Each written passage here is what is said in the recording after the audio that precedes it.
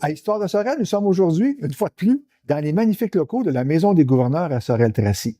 Nous parlons de la famille des Bibeau dans le contexte de la collection Les Censitaires.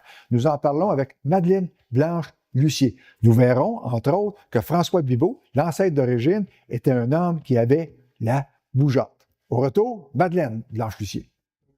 Lucier, aujourd'hui, on parle des censitaires. Oui. Vous nous rappelez qu'est-ce qu'un censitaire? Un censitaire, c'est celui qui paye le cens, C-E-N-S, Ouais. donc qui paye sa quote-part dans la seigneurie qu'un seigneur a obtenue par le gouverneur de la Donc, colonie, c'est le seigneur qui possède des terres. qui possède la terre et qui octroie des parcelles de terre à un censitaire, c'est-à-dire celui qui va payer la quote-part OK. à chaque année. Et le censitaire a des obligations à l'égard du seigneur. Et il y a certains privilèges, donc de moudre son grain, de moudre son blé au moulin que le Seigneur est obligé, lui, de faire bâtir. Donc, les deux ont des devoirs et des privilèges. Un envers l'autre. Un envers l'autre, et le Seigneur a des obligations et des privilèges envers le gouverneur.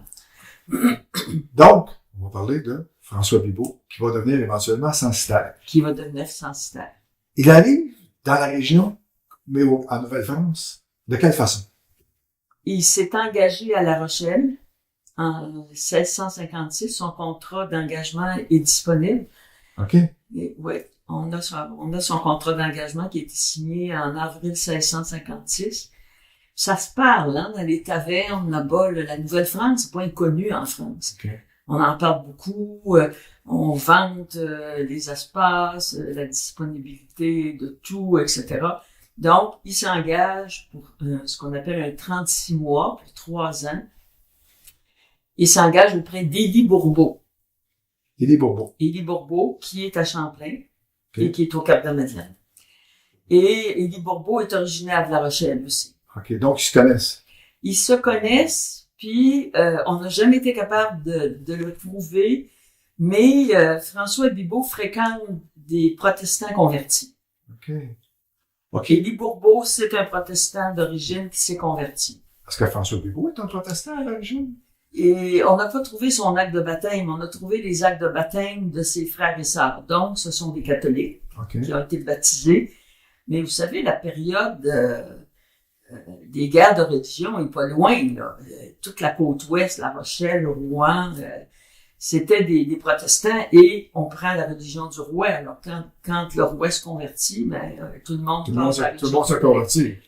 Tout le monde se convertit en apparence, mais les protestants, beaucoup de protestants ont gardé leur rituel quand même secret. OK. Mais ils sont obligés d'abjurer La religion protestante. la religion protestante. Notamment pour émigrer en Nouvelle-France. Oui, mais à l'époque où François Bibeau immigre, c'est moins, Moi, je parle. je dirais, c'est moins sévère. Ouais, c'est vrai. Chose qui, juste présenter l'ouvrage Les Bibeau que vous avez écrit avec un feu râlant en plante. Une des premières choses qu'on remarque, c'est que François Bibeau, dans son engagement, on a sa signature. Oui. Qu'on peut.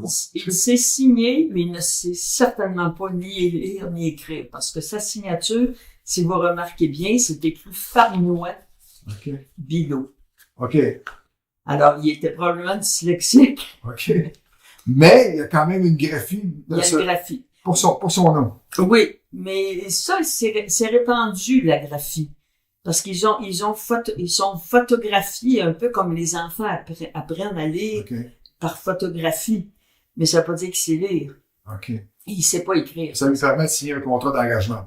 Ça lui permet de signer un contrat d'engagement, mais de façon générale, ceux qui savent signer n'utilisent plus leur signature ici. Ils mettent un X. OK. Très souvent. Pourquoi? Je sais pas, parce que c'est moins long ou ils ont oublié. OK. Ça se peut qu'ils aient oublié, hein, s'ils l'utilisent jamais. Oui, ça demande ce qu'il écrit, c'est bien ce qu'il écrit. Exactement. On remarque que dans votre ouvrage aussi, Bibeau, biberon, boisson. Est-ce qu'il y a une relation? Non, Bibeau, il y a 2 définitions. Faut dire que les noms de famille, c'est assez récent, c'est le 15e siècle. C'est aussi une arbalète, un Bibeau. OK. Alors, Donc, ça a plusieurs significations. ça a plusieurs significations, ou ça peut être de bibo, bibere en latin, qui veut dire boire. OK. Mais on ne sait pas ce que son père faisait, parce qu'il y a deux interprétations. C'est difficile des fois de déchiffrer l'écriture. Il était soit jardinier ou tavernier. OK. Alors, il n'y a pas de consensus là-dessus sur le père de François Bibeau. Donc, on ne peut pas faire un lien de cause à effet entre le tavernier et Bibeau. On verra dans quelques instants qu'il y avait la bougeotte, François Bibeau. Ouais. On verra. Mais est-ce que le fait de quitter La Rochelle, de quitter son coin de pays, ça présumait de cette bougeotte-là qu'il y avait? Non, pas nécessairement, parce que, vous savez, la France est tellement pauvre à cette époque-là, le 17e siècle, les gens sont sur des routes, ils voyagent de village en village en espérant trouver de l'ouvrage. OK. Alors, les Bibeaux sont installés à La Rochelle et à La Gare, qui est intégré à La Rochelle de nos jours, mais qui est un petit village à côté, au nord-ouest. Et ils ont rien à perdre, parce que ça crève de faim, là. OK. Alors, même François Bibeau n'a pas de métier. OK. Et il est jardinier. Mais jardinier, ça veut dire quoi, un jardinier? Ça veut dire qu'il aide quelqu'un à défricher sa terre, il peut aider quelqu'un à entretenir son potager pour quelques sous, hein. OK. De là l'engagement et de là la traversée. Alors, il a voyagé sur le navire le René, OK. qui est un petit navire quand même, là. Et on a toute la liste de ses compagnons de voyage, c'est dans le livre. Et là, il s'en va chez Élie Bourbeau, qui lui est aujourd'hui on dirait un entrepreneur en construction, qui est un constructeur. Il y a même lui qui a construit l'église du Cap-de-la-Madeleine. Et Élie Bourbeau, c'est un protestant converti. Et François Bibeau va passer 3 ans. Et il est ami avec un des fils d'Élie Bourbeau. Puis ensuite, il se déménage au Cap-de-la-Madeleine, dans la seigneurie des Jésuites. Les Jésuites ont failli perdre leur seigneurie parce qu'ils ne la développaient pas. OK. Alors, tout d'un coup, à un moment donné, ils se sont fait avertir par l'intendant que là, ça pressait. Fallait que ça occupe. Alors, ils ont octroyé des terres sur papier. Alors, il y a des gens qui ont eu des terres dans la seigneurie des Jésuites, là, puis c'est sur un ruisseau ou sur un bout qui correspond à rien. Alors, à ce moment-là, il y a beaucoup d'échanges de terres, puis François Bibeau va échanger une terre 1 fois, 2 fois, puis après ça, il se déménage à Vatican. OK. Il est sur la côte Saint-Éloi, côte étant chemin, et sur la côte Saint-Jean. Alors là... Je vous interromps. Oui, allez-y. Ce qui m'a un peu frappé, est-ce que François Bibeau, ça va être un vrai censitaire ou est-ce que ça va être un spéculateur foncier? Parce qu'on remarque que il participe à beaucoup d'échanges de terre dans les différents documents qu'on voit dans l'ouvrage. Non, je dirais pas un spéculateur foncier. OK. Je ne pense pas, c'est mon interprétation, je ne pense pas que François Bibeau ait eu le sens des affaires. OK. Bon, il est mort pauvre. OK. C'est même son fils qui doit payer pour son enterrement, là. Non, François Bibeau, je dirais qu'il fait comme beaucoup de gens. Il s'est déménagé parce que la route naturelle, c'est d'abord Champlain, Cap-de-la-Madeleine, Vatican. Et ces gens-là se déplacent. Et Champlain, c'est un fief d'anciens protestants. OK. Il y a beaucoup d'anciens protestants qui vivent à Champlain. OK. Alors, il s'est plutôt déplacé. Puis là, il a trouvé quelque chose de plus intéressant de l'autre côté. Donc, il traverse le fleuve. Ça prend, en canot, ça prend pas de temps. Alors, il va s'installer à la rivière des Puants, qui est Bécancour de nos jours. OK. Alors, il s'installe là un bout de temps. Puis après ça, là, il s'en va à Saint-François-du-Lac et il va finir ses jours à Saint-François-du-Lac. On parle de 1680 dans votre ouvrage. Oui. Au retour. Ouais. OK, donc c'est la raison pour laquelle il quitte la Rive-Nord. On sait pas pourquoi il quitte la Rive-Nord. Peut-être parce qu'il voyait quelque chose de plus intéressant sur la Rive-Sud, là, tu sais. Donc, il s'installe à Saint-François-du-Lac. À la fin, son dernier établissement, c'est Saint-François-du-Lac. Là, on va prendre il y a 2 chemins à prendre pour notre discussion. Le chemin de ses voyages et le chemin de ses mariages. Oui. Alors, on commence par les mariages. Les mariages. Ça prend 10 ans pour que François Bibeau fasse un contrat de mariage avec une fille du roi qui s'appelle Jeanne de Mérine. Mhm. Mais il est arrivé depuis longtemps, là. OK. Mais ça a pris 10 ans avant qu'il fasse une proposition. Une proposition de mariage. Une proposition de mariage, et elle va annuler son contrat. OK. Et c'est fréquent qu'on annule des contrats à cette époque-là. Est-ce qu'on a des raisons spécifiques pour cette annulation? Oui, les filles du roi, on en aura du choix, hein, parce qu'il y a à peu près une fille pour 10 hommes. OK. Alors, les filles choisissent, et elles se font dire, quand elles arrivent à Québec, où elles sont prises en charge par des dames patronesses, qu'on dirait aujourd'hui, là, des dames bourgeoises, de bien prendre leur temps avant de faire leur choix. OK. Alors, elles prennent leur temps, puis quand ça fait plus, ça fait plus. Donc, elle résigne son contrat, et elle rentre en France. Elle restera pas au OK. Jeanne Canada. de Mérine part, Ouais. retourne en France. Oui. OK. Donc, ce qu'on comprend, c'est que c'était pas un bon parti pour elle. C'était pas un bon parti pour elle, ou le pays lui faisait pas. Là. OK. Ça peut être ça aussi. Ça peut être les deux choses. Ça peut être ça, on ne saura jamais. C'est pas un pays facile. C'est pas un pays facile, puis les filles du roi, c'est des urbaines, hein. C'est toutes des filles, OK. en général, de Paris, des orphelines. Mais Jeanne de Mérine a ses 2 parents. OK. Là, arrive Jeanne Chalifour, Qui est la nièce d'Élie Bourbeau. le premier patron. Chalifour, Chalifou. OK. D'ailleurs, les Chalifous de la région descendent de cet ancêtre-là, Paul Chalifou. C'est des gens qui sont installés à la seigneurie des Saints-Anges, Charlebourg, qui est une seigneurie qui appartient aux Jésuites.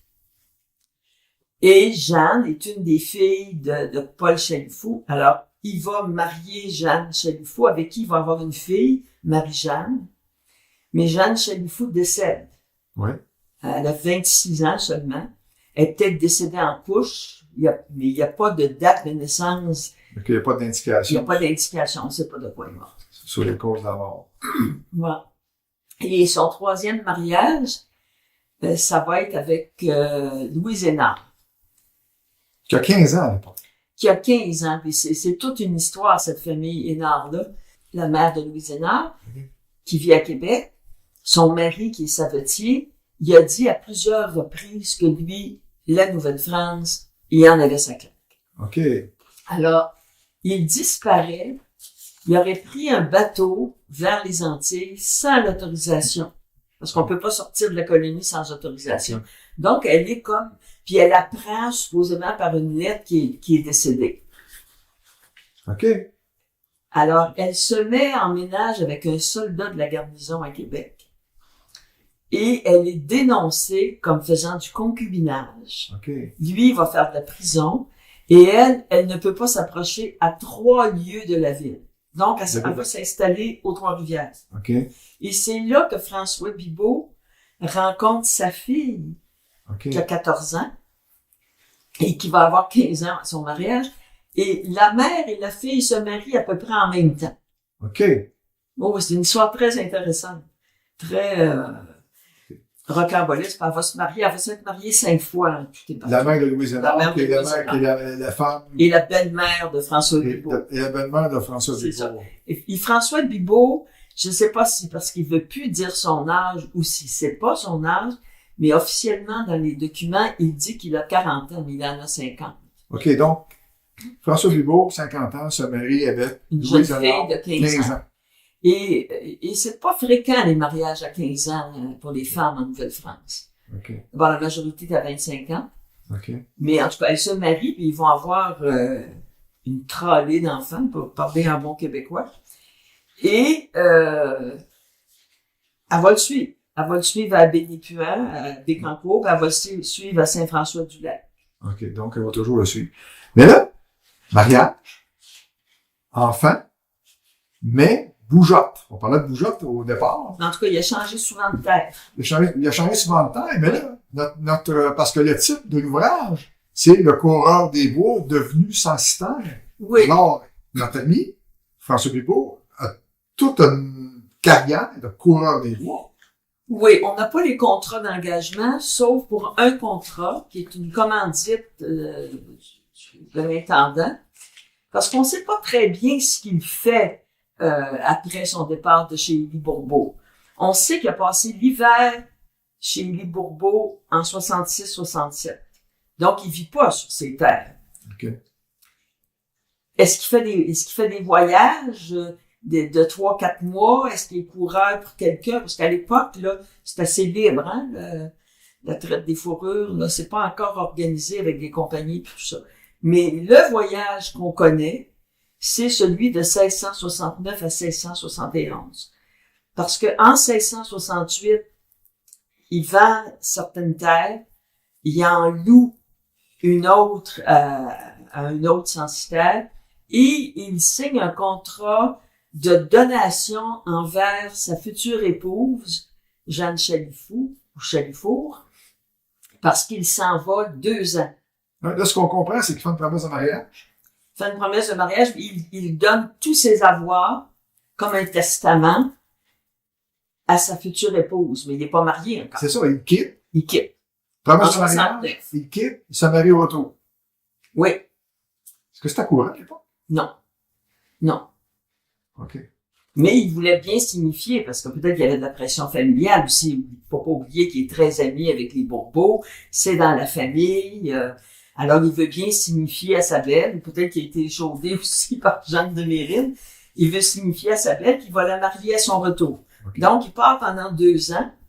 Puis, en fait, c'est une commandite de l'intendant qui veut que Louis Joliet, avec le seigneur Guy, pas le seigneur, mais je pense que c'est un seigneur Guy Luçon, qu'ils aillent explorer au lac Huron s'il y a vraiment des mines de cuivre. Okay. Parce que là, ils sont intéressés à savoir s'il y a des mines de cuivre. Et c'est une des motivations pour pousser dans l'Ouest. Alors, Louis Joliet part, lui, juste en 70. Et en 71, ils vont signer avec une douzaine de tribus différentes, représentées par des chefs, ce qu'on appelle la prise de possession de Sault-Saint-Louis, qui donne au roi de France tout l'ouest et tout le sud jusqu'en Louisiane. Jusqu'en Louisiane. Ouais. Rien de moins. Rien de moins. Et en retour, toutes les tribus, les Miamis, vont avoir la protection du roi. Okay. C'est ce qu'ils ont en retour. Et ça s'est fait avec beaucoup, je dirais, de panache, parce que il faut impressionner les Autochtones, il faut impressionner les Amérindiens.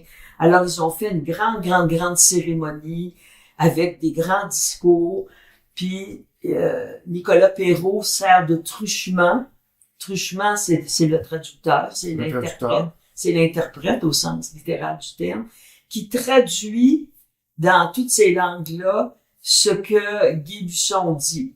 Que le roi de France est un roi très puissant, puis que quand il parle, c'est comme le tonnerre, et il y a beaucoup de pouvoir, et il est aussi... Alors, ils alternent un peu, comme a fait la religion catholique après, entre la carotte et le bâton.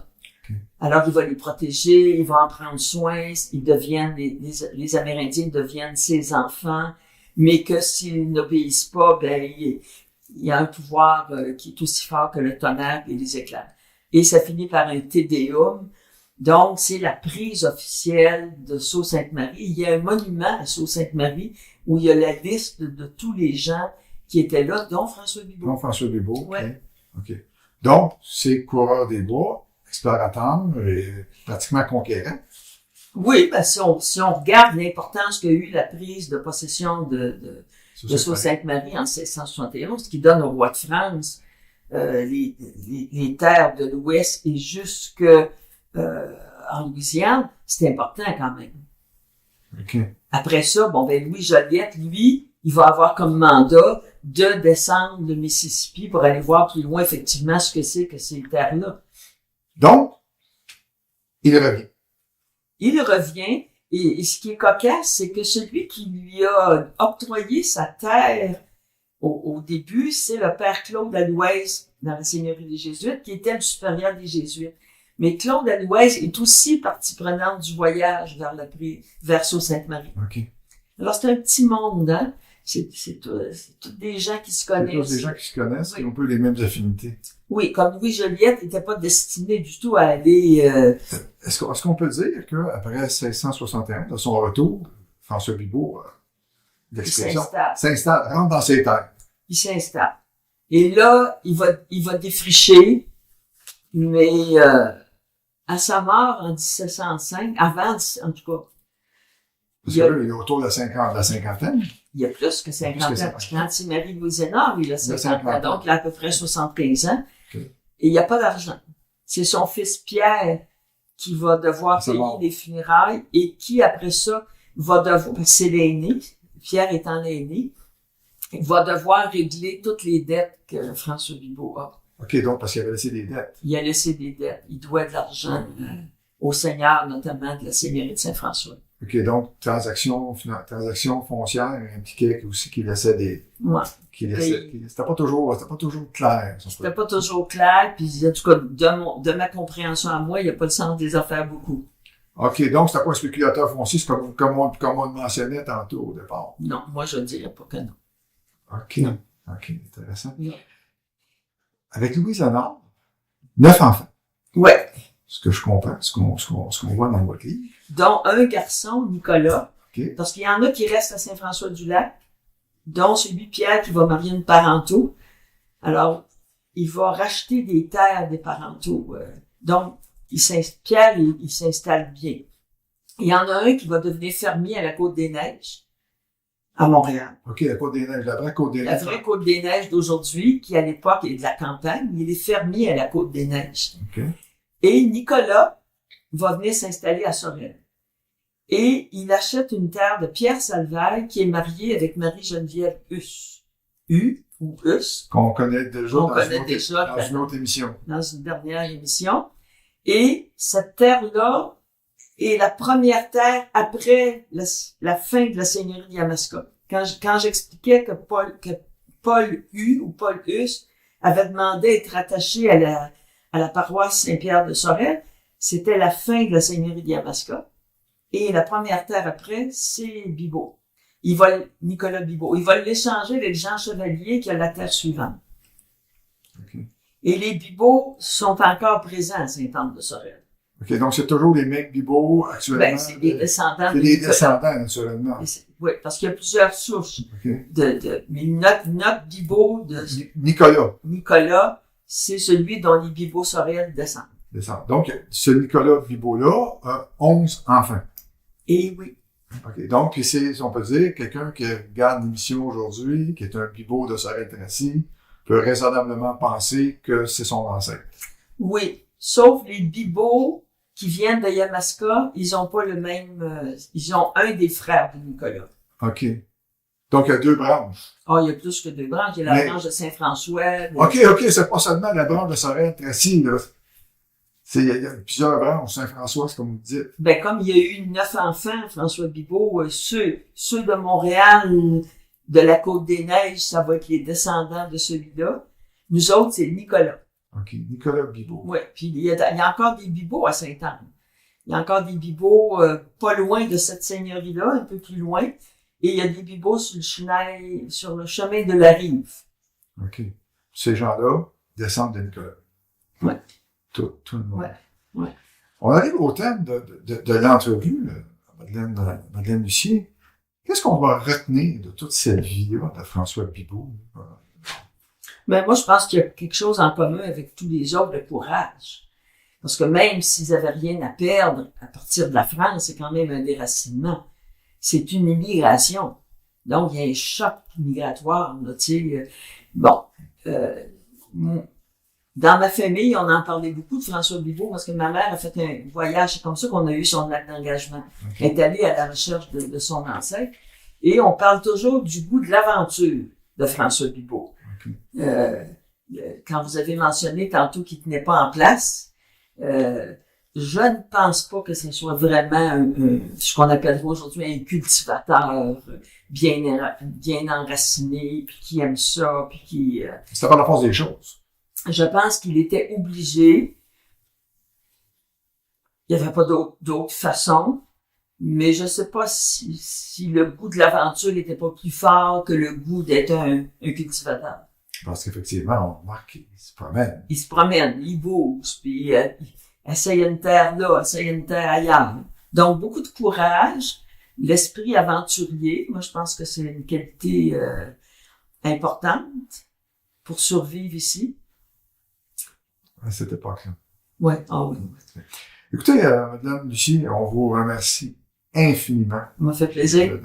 de cet autre chapitre palpitant de notre histoire collective, Oui. notamment avec les Bibeaux. C'est fort intéressant. Personnellement, j'apprends toujours énormément. Alors, j'espère que les téléspectateurs vont aussi Ben, je l'espère aussi. De toute façon, il y a beaucoup plus de détails dans le livre. dans le livre. Oui. Donc, dans le livre, je le répète, les Bibeaux pour des mots. François Bibeau. Je vous remercie infiniment. Ça m'a fait plaisir. Merci.